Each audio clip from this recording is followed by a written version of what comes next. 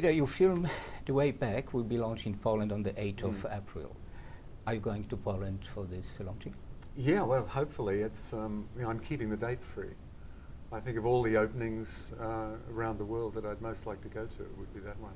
You know that this launching date is almost double anniversary, 71st anniversary of killing of 21,000 prisoners of war by Stalin's secret police in Katyn, and first anniversary of a tragic crash with 96 people on board, including Polish president.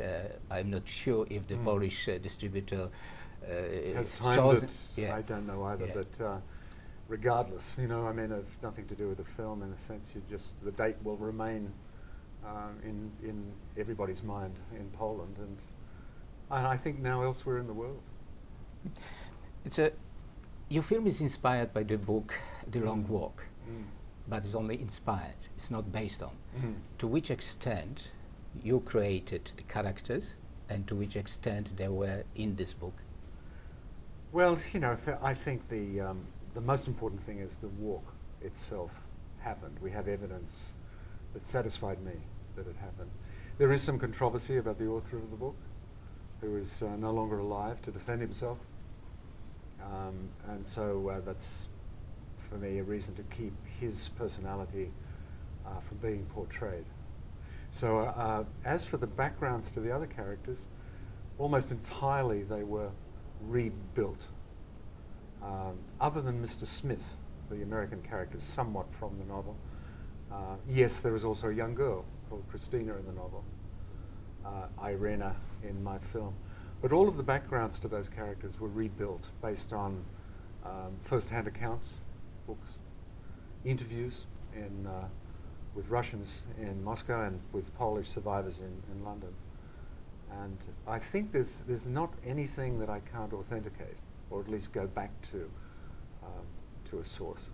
Was it a difficult process to find that comfortable point at which you could say, yes, I want to make a film about this? It was an uneasy few months in which I was going to back out of it. If I couldn't get the evidence I needed about the walk, then I couldn't be sitting here, because it would come up. Is this fiction entirely? I mean, the irony is that people did a lot of walking in that era, and there are many stories of people surviving in nature during the war and after. People who walked home.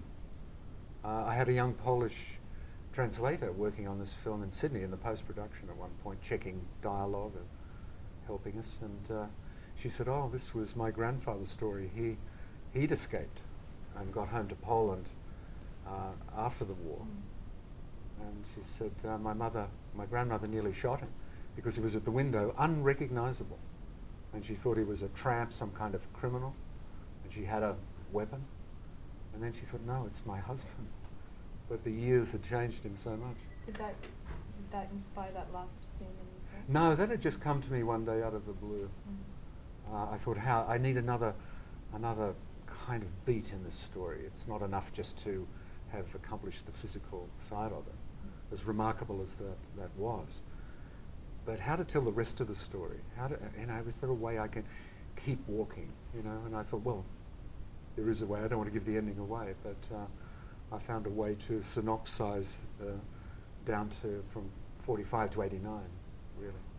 Your knowledge about Polish history is impressive.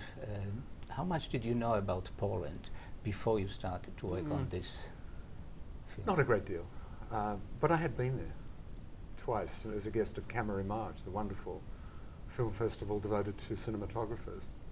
Occasionally they invite a director, who's very interested in the visual side of filmmaking, and so I was honoured in that way. I'd been very interested in movies, I think, beginning with Andy Vida, like a lot of any filmmaker in the world would have been from my generation. I think I'd seen Canal, when I was quite a formative period, and Polish music too. But apart from that, I felt a strange affinity with the country. I have no connection in terms of family, but a sort of, I don't know what it was, I can't even now name it, but it felt comfortable being there. I felt I liked Poland and Polish people. Talking about history, I mean, our days, Practically nobody learns the history from history books. Mm. What happened now, people all over the world is learning history from Hollywood productions. And terrible. my question is, to which extent, if at all, filmmakers should be accountable for manipulation of the history? It's very often, you know, you have the feeling that there's such an ignorance, especially about the Holocaust time. Very often we hear now that the concentration camps were Polish concentration camps, not German, because they were on the Polish. I know. It's a shocking. It is. I've encountered that too, and had to correct people. And I'd say, don't you realise that Hitler built those, those extermination camps deliberately on Polish soil, and not only just because the largest number of Jews were there, European Jews, but also because he wanted to stain the soil with it. He didn't want it on German soil, largely, although there were one or two. But I think it is the absolute requirement of an author, or whether it's written or on screen, that you have to have, as much as it's possible, the facts right, to the detail. And that's been my approach with other historical material that I've dealt with. As a non-Pole, you can probably gauge the degree to which people know of the Gulags and their place in history. Do you think they're well known, the history of the Gulags? No. No, it was a shock to me. Not just with audiences in English-speaking countries who knew very little about it, but take Gustav Skarsgård, one of the cast. From a very highly esteemed theatrical family. His father, a great actor, educated. So on, he said, we didn't at school in Sweden have anything to do with the Soviet era to any extent, and nothing about the Gulag. So, unfortunately, during the Cold War era, I think a lot of Western intellectuals, thinkers, creative people, either were susceptible to Soviet propaganda, or they were so cynical they thought that the image being presented behind the Iron Curtain was a fabrication of their own CIA and whoever else. And when the wall came down, the shock was that it was worse than we thought in those countries, and including Poland at different times. So unfortunately, there's this huge lack of informed writing. Not writing. There's books. You can find them. In the West, really, going back to Robert Conquest, who really did the Red Terror. I think 1965. He brought it out. He's the first one I'm aware of in the West. Solzhenitsyn we know. Shalamov, not widely known in the West. So you can go to the books and you can find them. Film, practically nothing. That's was interview with Anna Applebaum, which was, I understand, some kind of advisor to you. She mentioned a very interesting thing. When you go to the Google and look, for example, for Holocaust, you have thousands of films about Holocaust. Yes. If you go to Gulag, it's nothing. No. Well, they'll be the way back. No, yes. Washington Post, I was just reading the interview with you. The Way Back is a compelling movie. In fact, it's an uplifting, complicated work of art from a director whose ability to tell intimate stories on a big historical canvas is unmatched in Hollywood. It's a lovely compliment. There's also another quote from British Telegraph, which wrote about you. We, like many Australians, has always had a keen awareness of the difficult compact between man and nature. I think there's a truism in that, probably. I think growing up here, at some point, if you were inclined that way, you said, "Who are we? Who is our family? How did we come to be here at the bottom of the world?" In my case, it was my mother said it's your great-grandfather on both sides. Came out in the 19th century. Where from? I said, as a boy. Scotland. Oh, Scotland, where they have kilts. And so suddenly you begin to assemble information that you really had a context back in Europe. You're in a sense a cultural orphan in a way. Then you begin to gather information that we are living on the coasts mostly, and of this vast continent. And the centre, you finally get to see it one day. You go there and it's empty and of human existence, largely. And you're influenced by that. And I think that's no doubt crept into the sensibility of an Australian who's working in any artistic medium, to some extent. In the New Yorker review, they mentioned that you seem to be more comfortable in the desert, hence the largest portion of the film devoted to the desert scenes, because you are Australian. Do you agree?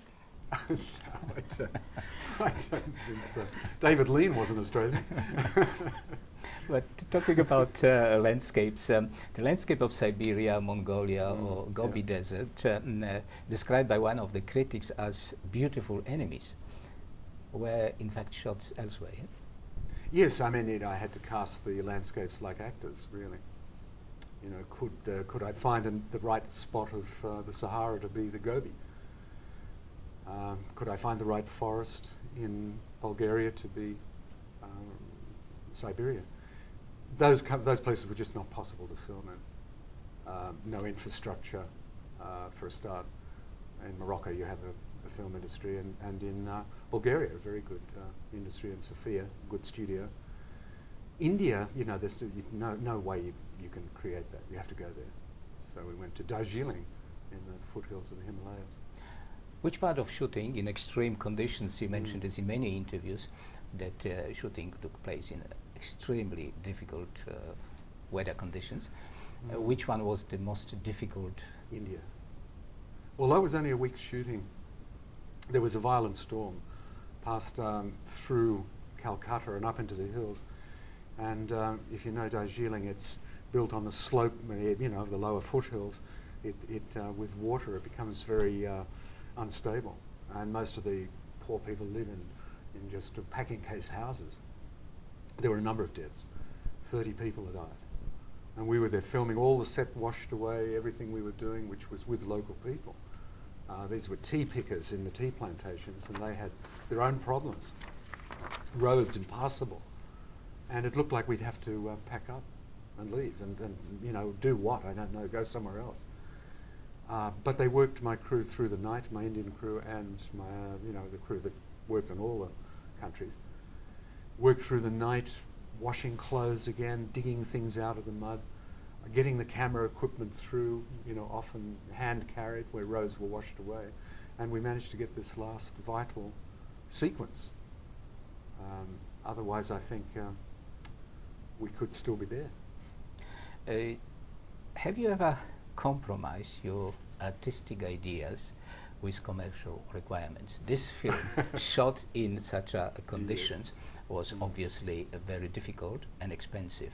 Obviously, some shots could be done in studios. Yes, I think there's a negotiable area within your story. And then there's the area that cannot be anything but as it's written. And you have to understand the difference. And I think probably within experience you don't. Everything is precious. But with experience you say, okay, that doesn't need to be at dawn, because you know your producer or production manager is telling you, if you shoot at dawn, we're paying overtime penalties to people who have to be there all night for whatever reason, get the equipment there for the dawn shot. And I say, okay, I'll do that in the normal call in the morning, no dawn. And they say, because I don't think the dawn matters there. It would have been nice, but it doesn't matter. Whereas if I have to have this shot at dusk, because it's critical to the character, the story, the moment, has to be dusk. I know that your film is the message to the viewers, to the audience, but if you would have to put additional message looking into the camera to the potential viewers in Poland, what would you say to them? Well, firstly, can I correct you? I don't give messages. You know, I'm a storyteller, and I think the priest, when he gets in the pulpit, tells a story, but there's always a message in it. You know, and as a boy, I reacted against that, and I had an upbringing at a Protestant church. You know, and when I was very young, I used to love the story, but then I got a little bit older, and I realised it was a trick. The story was a trick to tell you the message. So please, no messages. I think, other than what is inherently in the story, If there is a metaphor, let it just lie there naturally. Don't bring it forward. I'm not a peddler. But I am interested in truth. I'm interested in human nature. I'm interested in history. And all of that came together in this film. So all I could say to your Polish viewers is that what I like about a film is if it's really worked for you, you're thinking about it the next day, maybe the day after that, and maybe sometimes you think of it off and on all your life. And so I hope I've made a film that does that, because if I have, that's value for your money. In one of the stories which was published in one of the Polish newspapers, someone mentioned that the character of Janus actually is partially your own character. My character? Yeah. Is it true?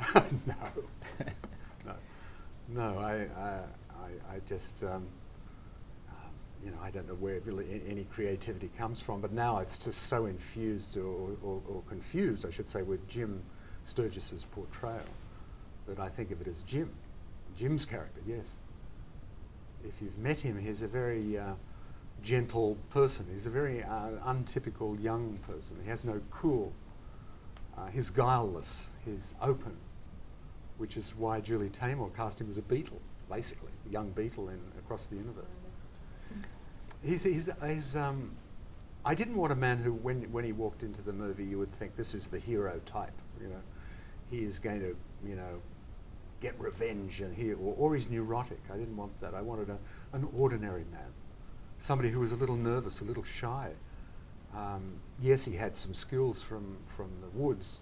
He knew how to survive in nature, but he wasn't a member of some military SAS unit.